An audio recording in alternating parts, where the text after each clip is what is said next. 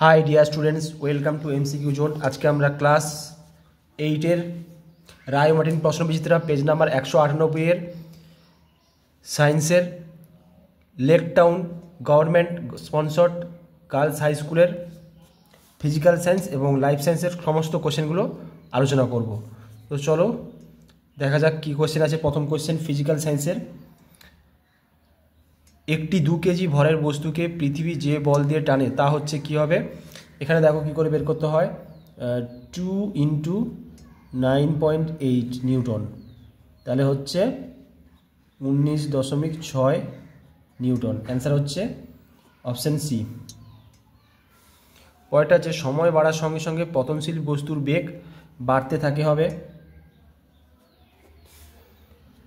ঘনত্বের এসআই একক হচ্ছে কিলোগ্রাম পার ঘনমিটার, অপশন ডি। ফেরাস যৌগে আয়রনের যোজ্যতা হচ্ছে 2।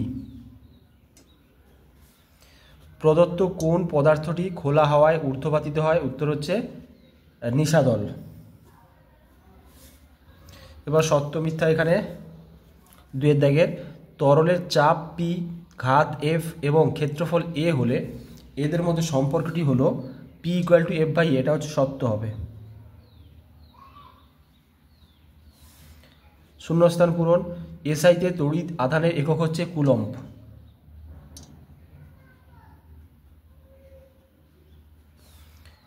তাপের সুপরিবাহী ও তড়িতের কুপরিবাহী একটি অধাতুর নাম হচ্ছে হিরে।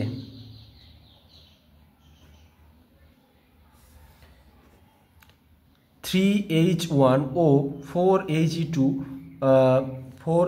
পরমাণু দুটির মধ্যে সম্পর্ক লেখো। এখানে দেখো দুটো ক্ষেত্রেই নিউট্রন সংখ্যা যদি বের করা হয় তাহলে 3 থেকে 1 2 হবে, আর হিলিয়ামে হচ্ছে 4 থেকে 2 হচ্ছে 2 হবে, অর্থাৎ নিউট্রন সংখ্যা সমান নিউট্রন সংখ্যা সমান, তাহলে ওই হচ্ছে আইসোটোন।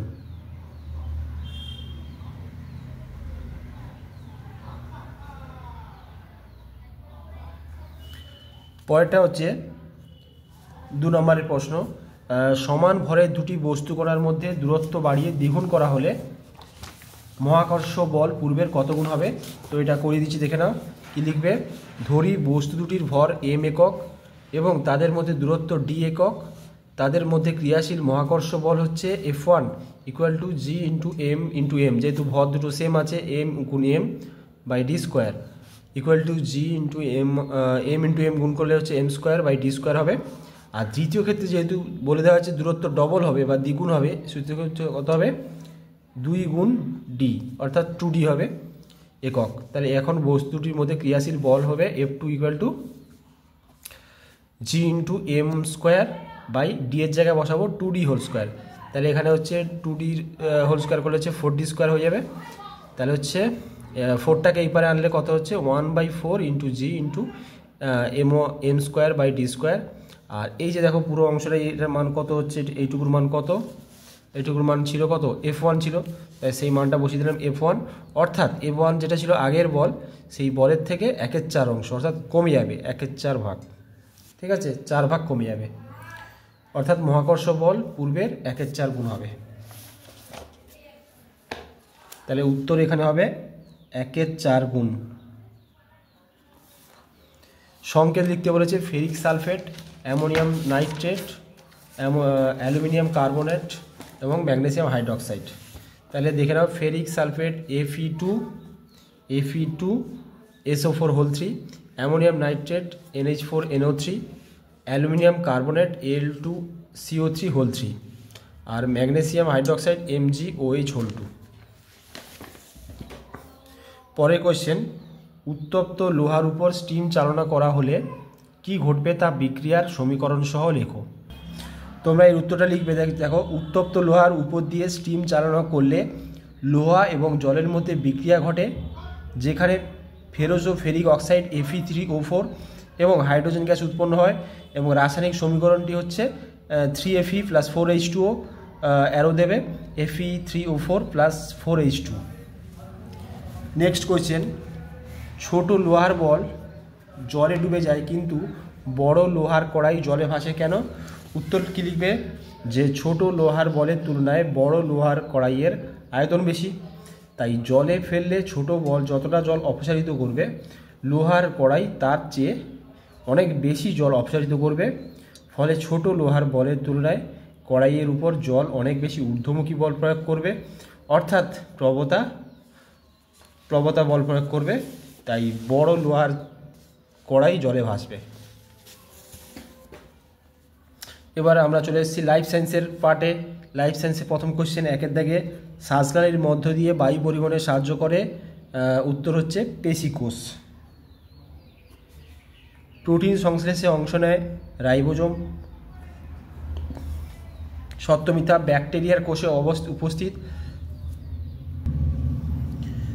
মেসোজোম নামক কোষীয় অঙ্গাণু শ্বসনে সাহায্য করে, এটা সত্য হবে।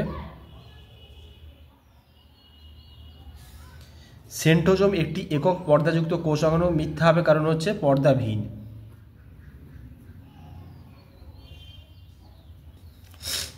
শূন্যস্থান পূরণ। মানুষের ড্যাশ কোষের দৈর্ঘ্য সবচেয়ে বেশি? স্নায়ু কোষ।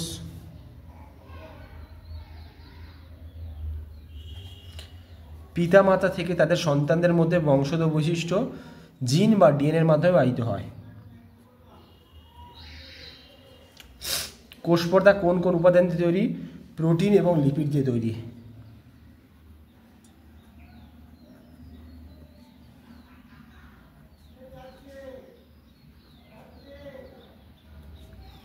গলগি বস্তু কোন কোষ অঙ্গাণু থেকে সৃষ্টি হয়? গলগি বস্তু হচ্ছে এন্ডোপ্লাজমিক রেটিকুলাম।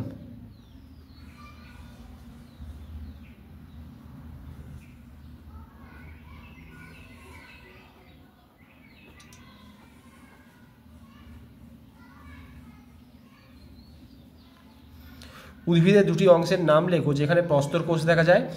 এটা তোমাদের বইতে পাবে পেজ নাম্বার 165। দেখো 165-তে কী লেখা আছে, যে উদ্ভিদের বীজের আবরণ ও ফলত্বকে উপস্থিত প্রস্তর কোষগুলি দণ্ডাকার, স্তম্ভাকার বা তারার মতো আকৃতি বিশিষ্ট হয়। তাহলে কোথায় কোথায় পাওয়া যায়? উদ্ভিদের বীজের আবরণ এবং ফলত্বকে। নেক্সট কোয়েশ্চেন, যৌগিক আলোক অনুবীক্ষণ যন্ত্রে দ্রষ্টব্য বস্তুকে অনেক গুণ বড় করে দেখানোর জন্য কি কি ধরনের লেন্স ব্যবহার করা হয়? পেজ নাম্বার বইয়ের 163। কি লিখবে? অকিউলার লেন্স এবং অবজেক্টিভ লেন্স, দুটো লেন্স ইউজ করা হয়। পরের কোয়েশ্চেন, ভাজক কলা দুটি কাজ। বইতে হচ্ছে পেজ নাম্বার 169। দেখো ভাজক কলার কাজ 169 পেজ। ভাজক কলার কোষগুলি সবসময় বিভাজিত হয়ে পুরো উদ্ভিদের দৈর্ঘ্য বৃদ্ধি ঘটায়, আর ভাজক কলা থেকে স্থায়ী কলার উৎপত্তি ঘটে। নেক্সট, কোন কোষ অঙ্গাণুকে আত্মঘাতী থলি বলা হয় এবং কেন? উত্তর তোমরা সবাই জানো যে লাইসোজোমকে আত্মঘাতী থলি বলা হয়। এবং কেন বলা হয় তা কী লিখবে এখানে? দেখো লাইসোজোম হচ্ছে খাদ্যকে হজম করার, জীবাণুদের মেরে ফেলার ও পুরনো জীর্ণ কোষকে ধ্বংস করার জন্য নানা ধরনের উৎসেচক থাকে লাইসোজোমে। আর লাইসোজোম যে কোষে থাকে সেই কোষকেই ধ্বংস করতে পারে বলে একে আত্মঘাতী থলি বলে। হ্যাঁ, আর এটা তোমরা দিতেই পারো যে ক্যান্সার আক্রান্ত কোষে লাইসোজোমের সক্রিয়তা বৃদ্ধি পায়। পরে কোশ্চেন, কোষের শক্তি নির্গমন প্রক্রিয়ায় যে কোষ অঙ্গাণুটি সাহায্য করে তার নাম হচ্ছে মাইটোকন্ড্রিয়া। আর এই কোষ অঙ্গাণুটি একটি চিত্র অঙ্কন করে যে কোনো একটি অংশ চিহ্নিত করো। তো তোমরা লিখতে পারো, এখান থেকে লিখতে পারো তোমরা এই যে বইয়ের এইটা, বা তোমরা ইন্টারনেটের সাহায্য নিতে পারো। মাইটোকন্ড্রিয়া, এখানে 31টি দাগ দেওয়া আছে, এটা লিখতে পারো, বা যে কোনো জায়গা থেকে ছবি আঁকতে পারো। ঠিক আছে, তো আজকে ভিডিও এই পর্যন্তই। দেখা হচ্ছে বন্ধুরা পরে ভিডিওতে। Thank you.